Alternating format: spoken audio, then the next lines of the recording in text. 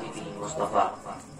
أما بعد، أعوذ بالله من الشيطان الرجيم. بسم الله الرحمن الرحيم. ولسوف يعطيك ربك فترضى. صدق الله العظيم وبلغنا رسوله النبي الكريم، ونحن على ذلك لمن الشاهدين والشاكرين، والحمد لله رب العالمين. آمین آمین یا رب العالمین.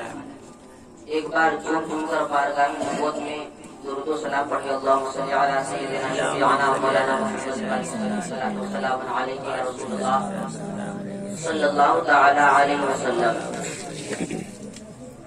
بزرگان ملت اسلامیہ، میں نے ابھی جس آیت کریمہ کی تلاوت کرنے کا شرف حاصل کیا، پروردگار عالم کا ارشاد پاک ہے، مالک بے نیاز کا ارشاد پاک ہے، جس نے بنی اسرائیل کو صدیوں کی غلامی سے نجات دلائی، جس نے فرعون کا طاغوتی بیڑا دریائے ہند کی بل کھاتی ہوئی موجوں میں غرق کر دیا.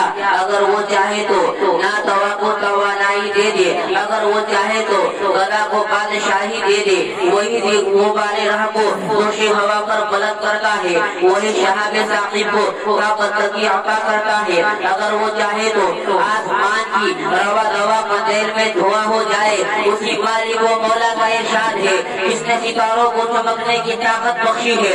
اسی رب کائنات کا ارشاد ہے، جس نے حضرت یوسف علیہ السلام کو حسن و جمال کا پیکر بنا کر دنیا میں مبعوث فرمایا. جس نے حضرت عیسیٰ علیہ السلام کو رحم و کرم کا مرکز گرداتے ہوئے انسانوں کی رہنمائی کے لیے دنیا میں بھیجا. جس نے حضرت ہارون علیہ السلام کو فصاحت و بلاغت کے اعلی معیار پر کھڑا کر دیا.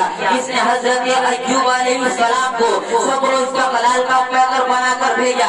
جس نے حضرت یونس علیہ السلام کو لقمۂ ماہی بنا کر زندگی کی عظیم نعمت سے محروم نہیں کیا. جس نے سرور کائنات کو ساری کائنات کے لیے روح کائنات بنا کر قرآن کی چوٹی پر نمودار کیا. اسی خالق عالم کا ارشاد پاک ہے، وَلَسَوْفَ يُعْطِيكَ رَبُّكَ فَتَرْضَىٰ. یعنی اے محبوب، ان قریب تمہارا رب تم کو اتنا عطا کرے گا کہ آپ راضی ہو جائیں گے. حضرات، آپ تاریخ پڑھیے تو آپ کو معلوم ہوگا کہ آدم علیہ السلام اس دنیا میں تشریف لائے تو دل میں یہی خواہش رہی، اللہ تبارک و تعالیٰ مجھ سے راضی ہو جائے. حضرت ابراہیم علیہ السلام اس دنیا میں تشریف لائے تو دل میں یہی خواہش رہی، اللہ تبارک و تعالیٰ مجھ سے راضی ہو جائے. حضرات، دنیا میں جتنے اولیاء اللہ ہے سب اللہ تبارک و تعالیٰ کی رضا چاہتے ہیں. ہر انسان اللہ کی رضا چاہتا ہے. قریب و بعید اللہ کی رضا چاہتے ہیں. شجر و حجر اللہ کی رضا چاہتے ہیں. بحر و بحر اللہ کی رضا چاہتا ہے. خشک و تر اللہ کی رضا چاہتا ہے. باغوں کے بلبل اللہ کی رضا چاہتے ہیں. چاند کی چاندنی اللہ کی رضا چاہتی ہے.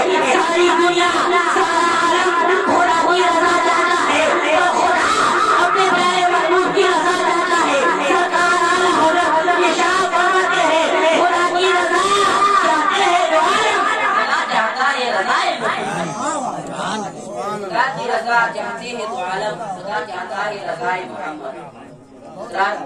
اللہ تبارک و تعالیٰ کی بارگاہ میں دعا ہے کہ مولا ہم سبھی کو حضور صلی اللہ علیہ وسلم کی محبت کرنے کی توفیق و رفیق عطا فرمائے. وآخر دعوانا الحمدللہ رب العالمین.